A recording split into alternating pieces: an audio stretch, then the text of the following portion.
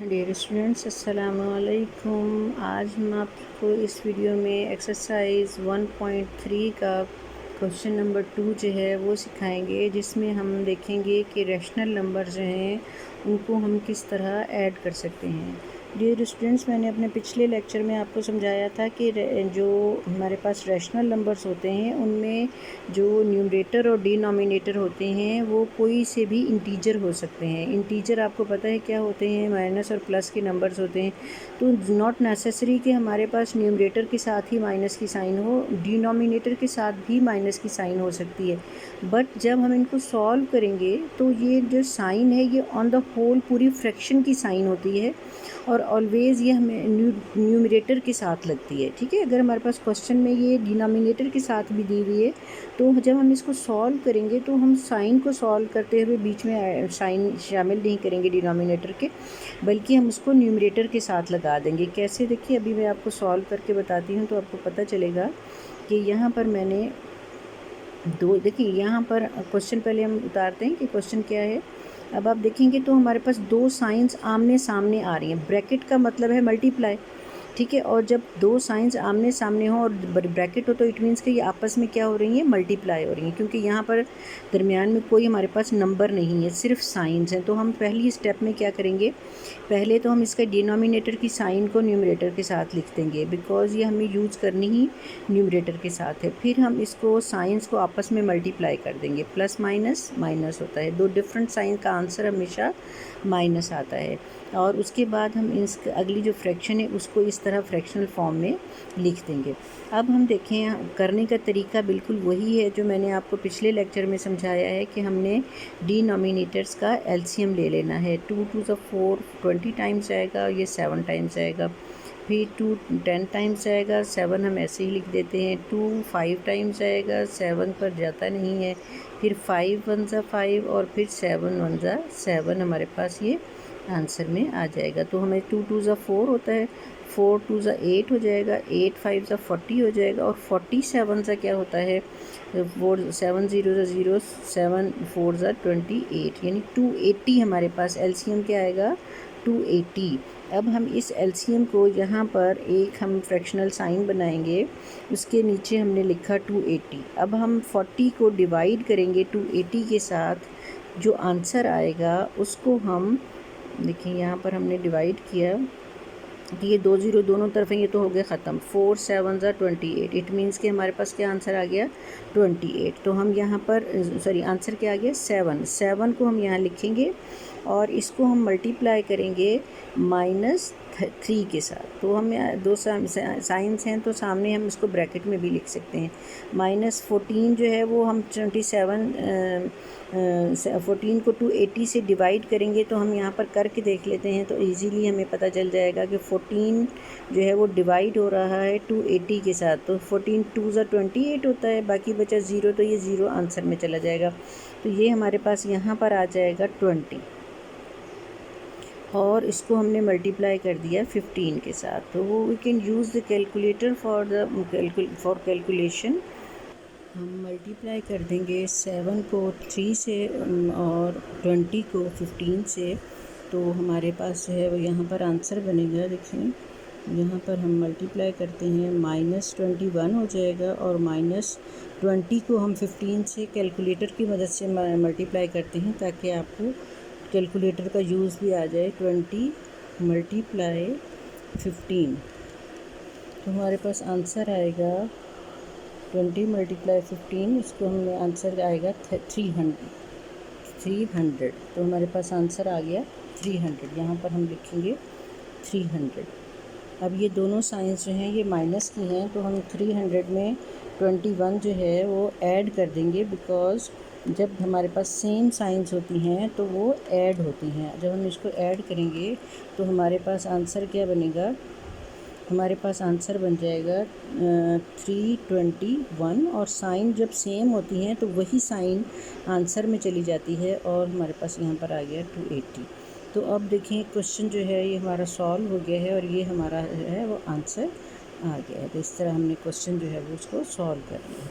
इसी तरह अगर हम यहाँ पर देखें कि हमारे पास क्वेश्चन जो है वो है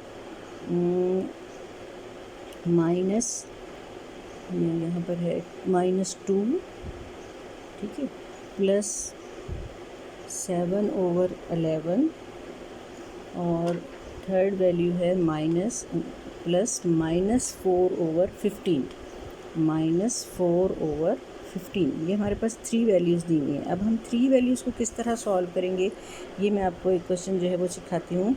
यहाँ पर आपके पास फर्स्ट टर्म जो ये है, सेकंड ये है और थर्ड टर्म ये है। तो जब हम सोल्यूशन स्टार्ट करेंगे तो हम तीनों फ्रैक्शंस जो हैं उनको लिखेंगे। फर्स्ट फ्रैक्शन में हमारे पास डिनोमिनेटर नहीं है, उसमें उन्होंने हमें सिर्फ न्यूमरेटर दिया हुआ है। तो अब हम इसको भी समझ लेते हैं कि अगर हमारे पास फ्रैक्शंस दी हुई हैं 1 या 2 या 3 जितनी भी, और उसके साथ कोई एक जो है उसमें हमारे पास डिनोमिनेटर नहीं है, तो हम सपोज़ कर लेते हैं कि इसके नीचे क्या है, 1 है। तो हम इसको अगर सपोज़ कर लें कि इसके नीचे 1 है, तो फिर हम 1 के साथ इसको सॉल्व करेंगे डिनोमिनेटर के साथ, और ये दो साइंस आपको पता है आमने सामने हैं, तो हम इसको मल्टीप्लाई कर देंगे तो ये हमारे पास 4/15 बन जाएगा। अब यहाँ पर मैंने आपको बताया, जैसे हमने सपोज़ कर लिया कि 1 है तो इसका डिनोमिनेटर 1 हो गया, दूसरी का 11 है और तीसरी का 15 है। इन तीनों को हम एलसीएम लेंगे तो 11 1 ज़ा 11 आएगा, और 15 तो 11 से नहीं जाता, तो 15 1 ज़ा 15 आ जाएगा। दोनों नंबर्स को हम जब मल्टीप्लाई करेंगे, 11 और 15 को जब हम मल्टीप्लाई करेंगे तो हमारे पास क्या आंसर आएगा, 11 × 15, तो हमारे पास आंसर बनेगा 165। तो इट मीन्स कि हमारे पास एलसीएम क्या आ गया, 165। हम यहाँ पर लाइन लगाएंगे और एलसीएम जो है हमने यहाँ पर लिखा। अब इसके नीचे हमने सपोज़ किया हुआ है 1 को हम 165 से डिवाइड करेंगे तो 165 ही आएगा, तो हम लिख देंगे 165 × -2, प्लस 11 को हम 165 से डिवाइड करेंगे तो हमारे पास आंसर आएगा 165 / 11, तो आंसर हमारे पास आ जाएगा 15 को हम मल्टीप्लाई कर देंगे 7 से, और फिर अगली साइन हमारे पास माइनस की है। 15 को 165 से डिवाइड करेंगे तो हमारे पास आएगा 165 को डिवाइड करेंगे हम 15 से तो हमारे पास आंसर आ जाएगा 11 को हम मल्टीप्लाई कर देंगे 4 से। इस तरह हम सब वैल्यूज़ को मल्टीप्लाई करेंगे तो हमारे पास, हम यहाँ पे इक्वल की साइन लगाएंगे, यहाँ पर हमारे पास आंसर बनेगा, ये 165 डिनोमिनेटर है, 165 को आप मल्टीप्लाई कर दें 2 के साथ तो हमारे पास आंसर बनेगा 330, और ये माइनस का होगा बिकॉज़ हमारे पास एक वैल्यू जो है वो माइनस की है। प्लस 15 को हम 7 से मल्टीप्लाई कर दें तो हमारे पास आंसर बनेगा 105, और ये प्लस का होगा। इसी तरह हम अगर -11 को 4 से मल्टीप्लाई करें तो 44 आ जाएगा, ये तो अंडरस्टूड हो गया। अब ये दो वैल्यूज़ माइनस की हैं तो इन दोनों को हम सॉल्व करेंगे, तो आपको पता है same value must be add, तो हम इन दोनों को ऐड कर देंगे। 330 और प्लस 44, तो हमारे पास आंसर बनेगा 3 माइनस का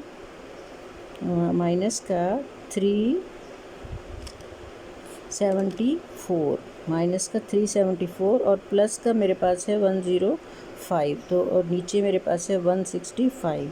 तो जब ये दो डिफरेंट साइंस आ गई हैं तो अब हम इनको क्या करेंगे, सब्ट्रैक्ट करेंगे, यानी कि मैं 374 में से सब्ट्रैक्ट करूँगी 105 को, तो मेरे पास आंसर आएगा 269। मैं अब यहाँ लिख देती हूँ 269, but the sign will be minus because मेरे पास बड़ा नंबर माइनस का है, 165 नीचे आ जाएगा। तो अब ये मेरे पास जो आंसर है, अगर तो ये किसी टेबल से कटता हो तो हम इसको काट भी सकते हैं, अगर नहीं कटता तो फिर यही जो है वो आंसर आ जाएगा। इस तरह हमारा ये क्वेश्चन जो है ये सॉल्व हो गया। आपने देखा प्यारे बच्चों कि अगर हमारे पास 3 रैशनल नंबर दिए हुए हों तो उनको हमने किस तरह ऐड करना है। तो इसी तरह हमारे पास क्वेश्चन जो हैं डिफरेंट दिए हुए हैं।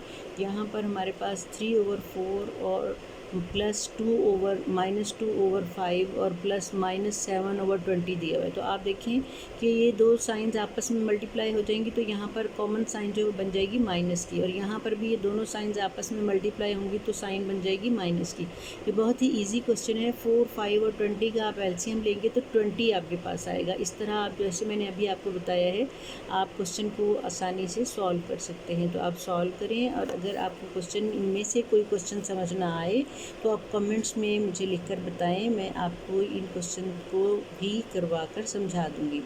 अल्लाह हाफिज़।